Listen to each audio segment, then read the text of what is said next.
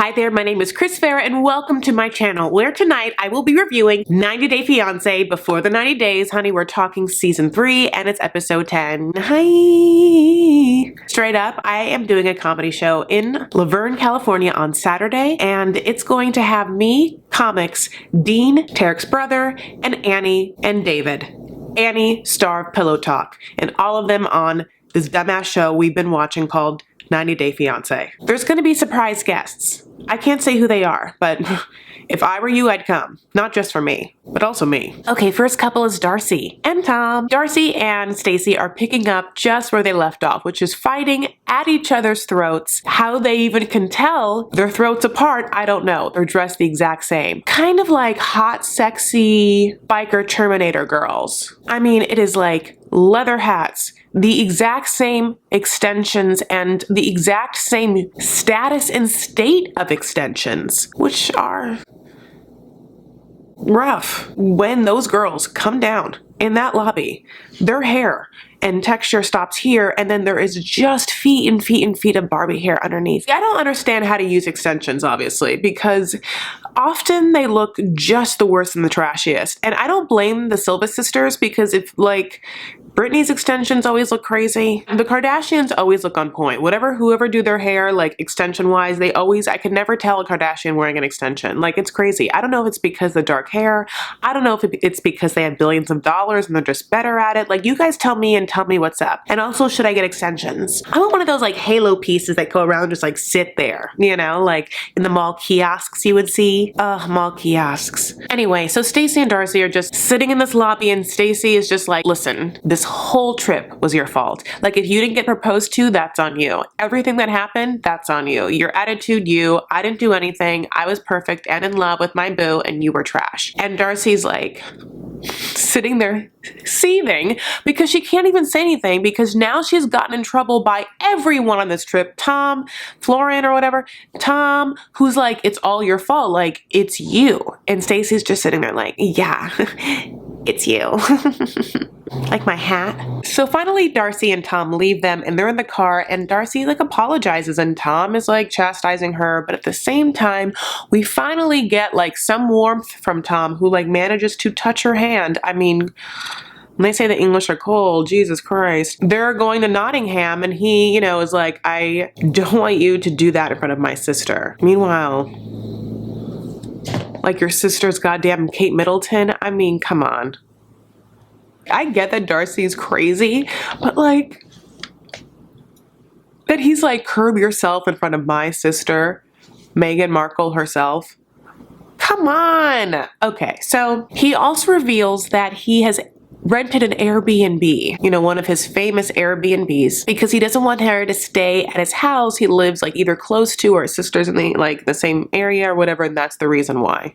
But I also just feel like that's a shitty excuse that you're also now blaming like Darcy on this, and you just have like a home you don't want to be photographed in. And Darcy hasn't had the best of luck when she's met family members of dudes she's dating. And they do a wicked flashback to her meeting Jesse's mom and Jesse's mom's monster of a marriage choice. And I realized when I watched this scene, this is the exact reason, because this happened very early on, this is the exact scene and reason that touched me in some way that will always make me have empathy and compassion for Darcy. Because I had to sit there while that troll, that disgusting, horrifying, pompous, delusional troll man decided he had the audacity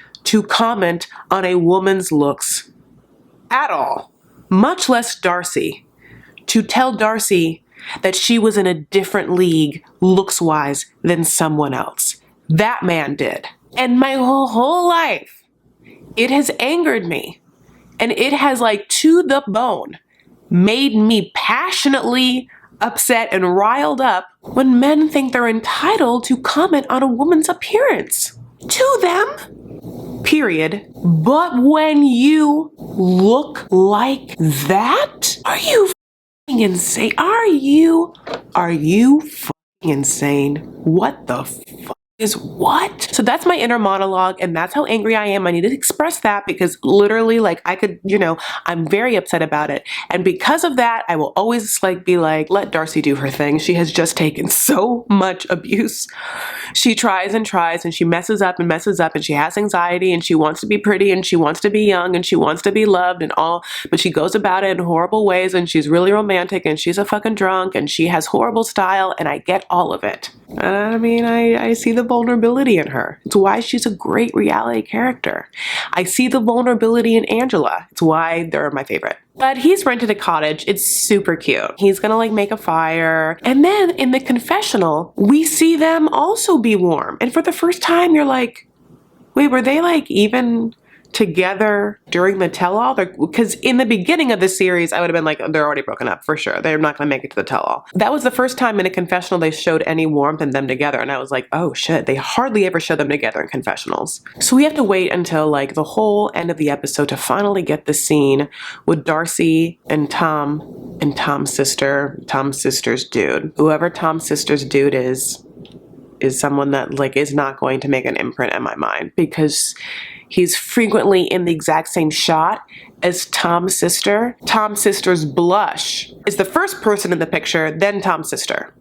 Okay, so Tom's sister with what can only be described as rouge. Honey, it is like a liquid cream circled in product, is just talking in her cockney knock and just Darcy's the same kind of girl that Tom always brings home, someone who has thick eyelashes. And Tom's trying to sit opposite than his sister with his hoity-toity Rex Harrison. The rain in Spain stays mainly on the plain accent, and it's just all right, well, one of you is lying. Darcy, by the way, in this scene, looks great. What happened between the extension usage and this? Did she get them redone? Was it just a conditioning treatment? That's what I need to know. Moving on, Tim and Jennifer. So Jennifer, with one N in her name, 2 Fs, but she don't give one, have to meet in the park after their big blowout fight. He's like, if I asked you to marry me, what would you say? And she's like, I don't know. And he is moved in some way. Okay, whatever, God bless. I hate this so much, it's dumb. So then he's like, well, if I change in the next couple of days and you change, maybe we can do it. I was like, oh, what, are you gonna specify what she has to change? I want to hear him be like, oh, can you also just stop calling me pussy? I'll do everything I can to make you happy. Could you just stop calling me that though? It'd be great. But he doesn't ever.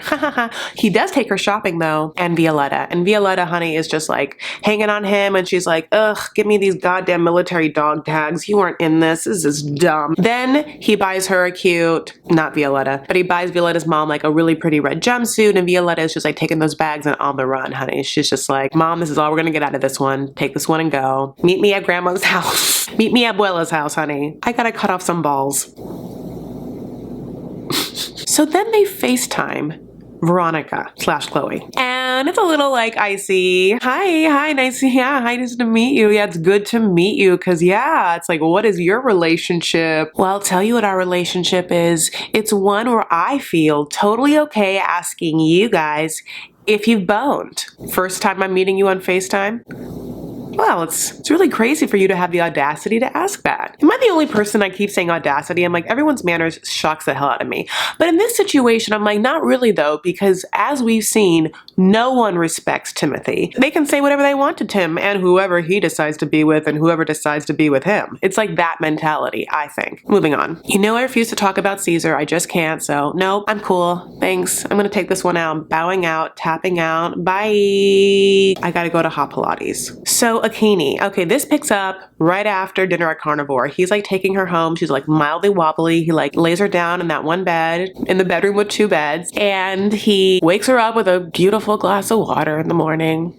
And I wanted to be like, you have any juice in there? It'd be nice if you had some OJ or something that really helps me when I'm hungover. He's only too happy now to sit down and chastise her. You got really drunk. It was so trashy. I was really disappointed. It can't ever happen again. She's just like, Benjamin, I can't do her accent. She's like, Benjamin, do you drink? And he's like, yes. She's like, have you gotten drunk before? And he's like, yes. And she's like, well, then it's not really a big deal, is it?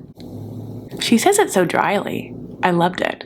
I got a comment that was like, do you not respect that some Christianity cultures don't want you to drink? Just like it says in the Quran, it seemed like you were okay with Omar and Avery not drinking and Omar not wanting her to drink than you are with Benjamin. And I thought about it and I was like, yeah, but in that scene, Avery also was only too happy to not partake in alcohol. They both were like, we're good. It was Avery's mom, Terry, that was like, come on, Avery. Avery wasn't even like, maybe Omar? And Omar was like, no. Akini wanted to drink. It's not religion. It's like, I don't want to ever see someone tell someone else how to live their life. I mean, I know that Benjamin was technically paying for this, so I get that, but at the same time, it just is like a weird power control move to have someone be like, no, you can't do that. They go to the market though, because besides the whole bride's price, he has to like set the foundation. The foundation is like loading that refrigerator, loading that pantry up, you know, all the paper towels, all the cooking oil, bacon products. They're gonna be making cakes in Kenya, Kenyan cake materials. $80, which is actually not that much. I mean, my God, that's like what I spend in a week for my groceries,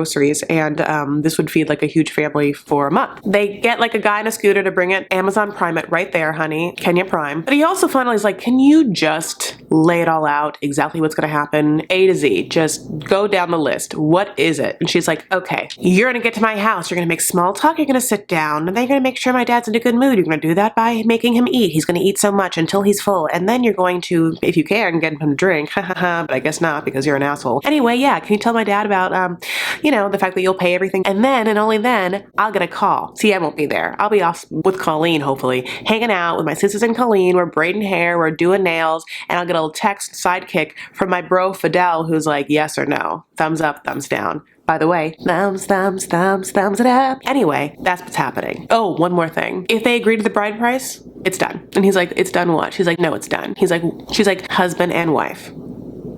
Legal. Already. No grace period. No trial period. You can't return me.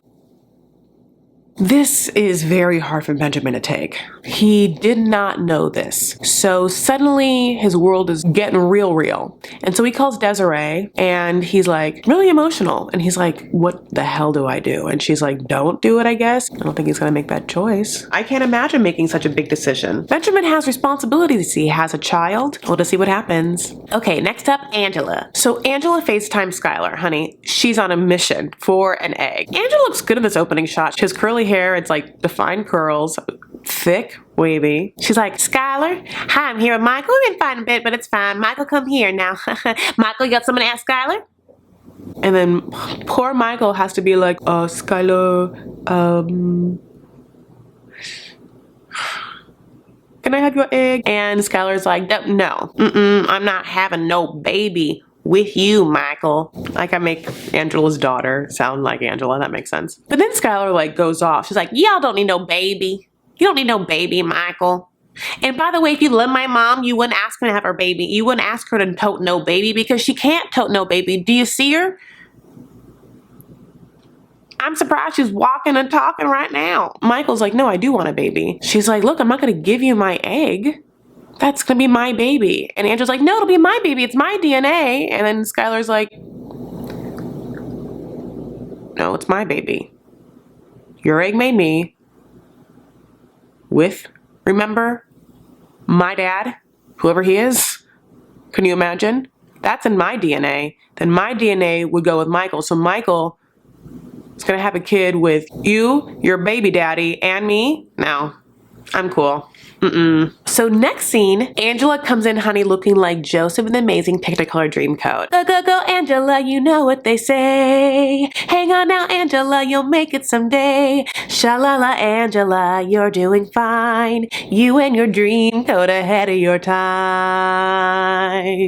Go. So she and Michael sit down with the goofballs, and we know them well, honey, and they have different personalities. Let's talk about it. There's Yoda, there's not having it, there's side-eye. And just like, you know me, anything can come out of my mouth to Michael. Michael's so scared. They barely sit down, and Angela's like, let me tell you something. Excuse me, I don't like you. You're my problem. You're my problem. I don't know you, sir, and I apologize. And that was Kun Lee, who's been there the whole time. And he is the hot one, and he's the whole time like,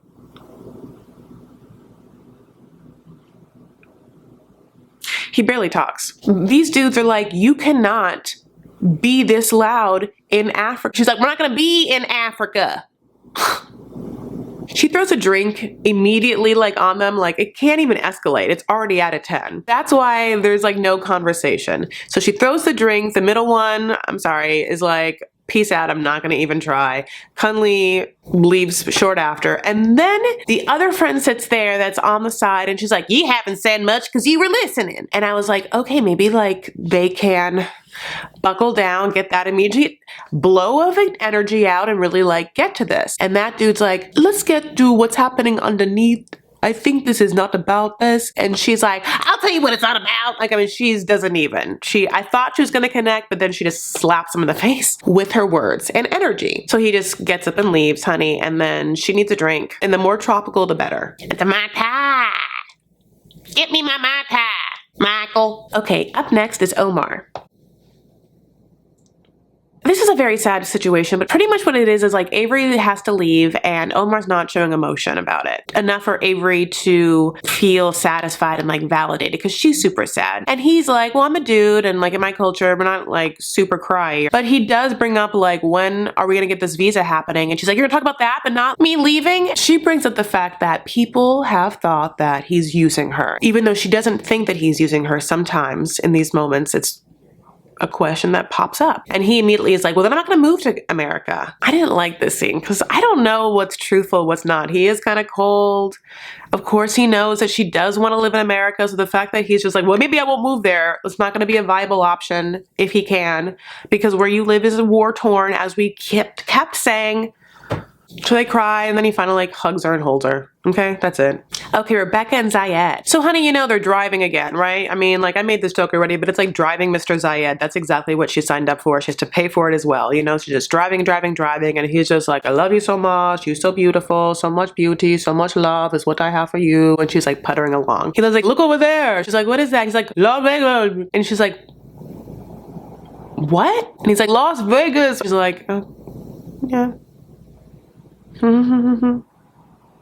But what's happening for them is super cool, I think. I mean, can you imagine? It's almost like some Real Housewife shit. They're going to glamp, what looks like glamp in the Sahara, and like a oasis part of the Sahara. I can't imagine, besides the bugs. I hope that's not a thing, but that looks kind of fun. Like I'm sure they're gonna like cook yummy food. And so that's what's happening. It's a real fun sitch. He's very giddy. Honey gets the ring out, so excited to show the ring. Then he wants to hide it for some reason, hide it in the room instead of having it on his person, which I think is the dumbest thing I ever heard, but he does that.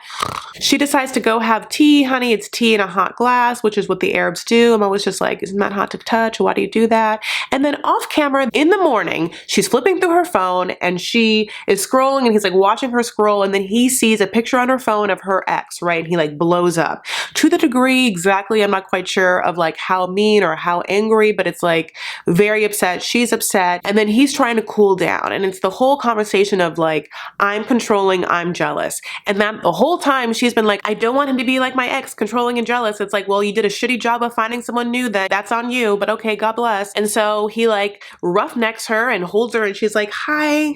He's like, everything was going to be okay, right? In a weird like mobster kind of way. Very intimidating. And then we all know the fact that no, it's not, because she has to be like, I'm still married.